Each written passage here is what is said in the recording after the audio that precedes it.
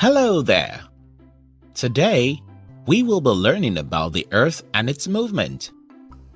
At the end of this lesson, you should be able to describe the two important movements of the Earth with their effects, explain the causes of the lunar and solar eclipse and their effects, discuss the effect of the Earth's movement on the environment, and identify the major source of light for the Earth and other planets.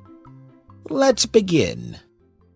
In our previous lesson, we learned that the Earth is one of the 8 planets that travel in orbit around the Sun.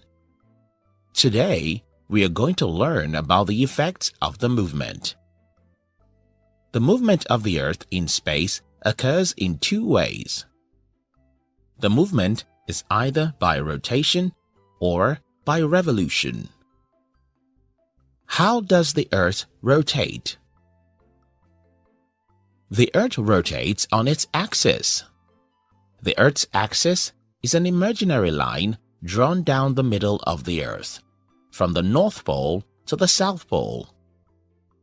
The Earth rotates or spins on its axis, just like a girl spinning a ball on her finger. The rotation of the Earth leads to day and night at different times in different parts of the Earth.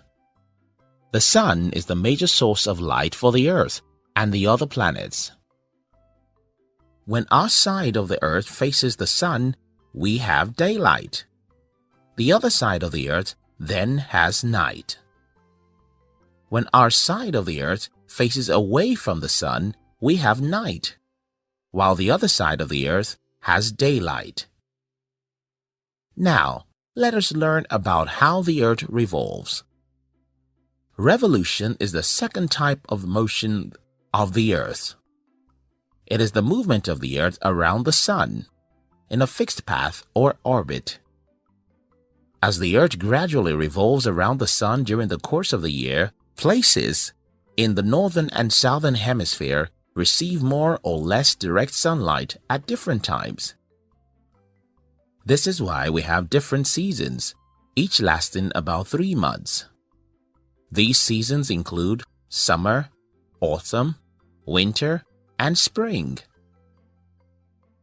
There are 2 main seasons in Nigeria, the rainy season and the dry season. Have you ever heard of the word eclipse? An eclipse occurs when the rays of the Sun reaching the Earth's surface are fully or partially cut off by an astronomical object. Sometimes, the movement of the Earth and the revolution of the Moon around the Earth cause the Moon and Sun to line up in a way that allows us to see eclipses. There are 2 types of eclipses: solar eclipse and lunar eclipse. Let us learn about each type. 1. Solar eclipse. Solar eclipse occurs when the Moon passes between the Earth and the Sun, blocking out part or all of the Sun. It takes place during the day. 2. Lunar eclipse. A lunar eclipse takes place when Earth passes between the Sun and the Moon. It occurs only at night. I am sure you now know more about the Earth's movement and how these movements affect our world. Great job! Let us go over the lesson again. The movement of the Earth in space occurs in 2 ways. The movement is either by rotation or by revolution. The rotation of the Earth leads to day and night at different times in different parts of the Earth.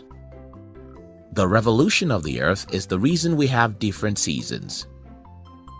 An eclipse occurs when the rays of the Sun reaching the Earth's surface are fully or partially cut off by an astronomical object. There are 2 types of eclipse: solar eclipse and lunar eclipse. Here are some questions for you to attempt.